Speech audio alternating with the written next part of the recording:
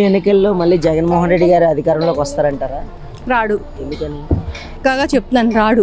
ఎందుకంటే కూటమి ప్రభుత్వం చేస్తున్న అభివృద్ధి వేరు, వైఎస్ జగన్ చేసిన అభివృద్ధి వేరు. ఆయనదంతా డ్రగ్స్ కి, గంజాయికి, దోపిడీలకి, కబ్జాలకి, ఆటలకి అది కోరుకున్న వాళ్ళు అది వస్తే బాగుంటుంది అనుకుంటారు. ఇప్పుడు ఇది కోరుకున్న వాళ్ళు ఏంటంటే యూత్ బాగుపడుతుంది, యాక్సిడెంట్లు కూడా తగ్గింది. గతంలో చూసుకుంటే గోతులు, ఫ్యామిలీ వెళ్ళటానికి భయపడేది 2 వీలర్స్ మీద. కానీ ఇప్పుడు అంతా బాగానే ఉంది కదా, కూటమి ప్రభుత్వం బాగా చేస్తుంది, బాగుంది అంతనా. యూత్ కూడా మంచి అభివృద్ధి ఉంది, మనకి అన్ని కంపెనీలు అన్ని కూడా వస్తున్నాయి.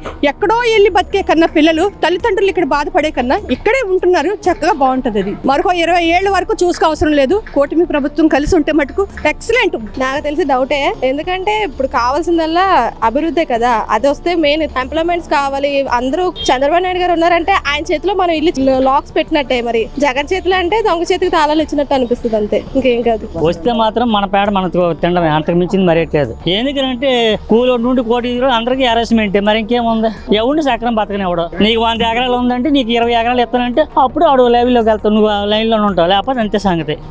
లాస్ట్ టైం చేసిందే సరిలేదు, ఎందుకు వస్తాడండి? రౌడిజం పెరిగిపోయింది.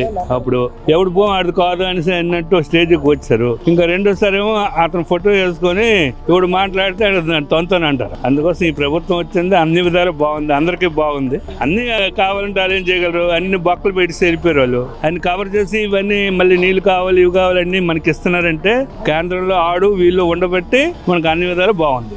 రారండి.